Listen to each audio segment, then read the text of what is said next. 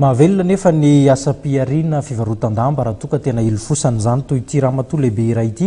Bebe Henriette no fiantso azy ary eo am-pavillon Analakely no nahafantarana azy ihany koa tao anatin'ny fotoana maro. Andao arahantsika ny mombamomba ny Bebe Henriette ao anatin'ity fanazavana ity ary ihany koa hoentina amintsika ny mombamomba azy. Valopolo taona amin'izao fotoan'izao ira manakavana Henriette na Bebe Henriette. Anisan'ireo elany tezana teo amin'ny sehatry ny fivarotandamba izy satria efa tamin'ny taona 5 sy 7 no nanomboka nanao an'ity asa ity. Amin'ny taona 5 sy 7 mahavelona tsara mihitsy rehefa ajaina fa iretanety na mafy na mangidy na orana na maina na malafo na tsy malafo dia miaritra eto zay fa zay maritra hatramin'ny farany voavonjy. Manana ny fomba fijeriny sy ny fivoaran'ny tsenan'ny lamba i Bebe Henriette. Taloha mandeha be fa kehitriny efa be misy friperie dia efa zany hoe men'Andriamanitra ny anona sazy isan'andro ihany aloha zay. Ohatra hoe amin'izao zao mety malafo lamba eo 4 metatra isan'andro ohatra fa arakaraka le mpividy. Misy hoe maka rideau izy dia maka 10 metra, misy maka 2 metatra sasany, misy maka voile atao farity, misy fa misy rehetrarehetra manomboka hatrany amin'ny lamban-jaza.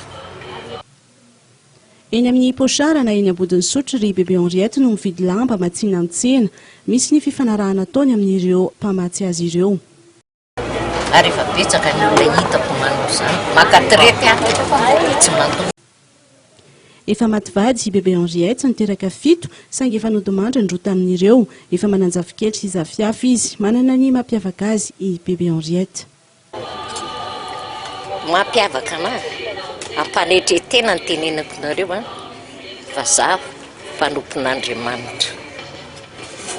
Efa dekona tamin'ny 78 dia nianatra mpianatra ndray 98 hatramin'izao. Ditanareo fisy fiangonana daholo igny eto.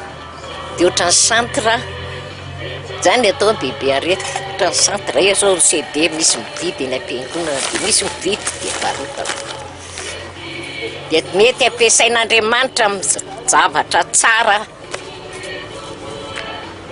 Zay atahorana ny Jehova hony voalohany fahendrena. Dia resako amin'ny olona rehetra zay hoe va endry matahotra an'Andriamanitra.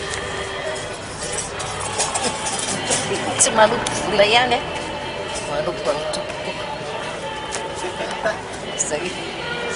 Zay ny hevatra.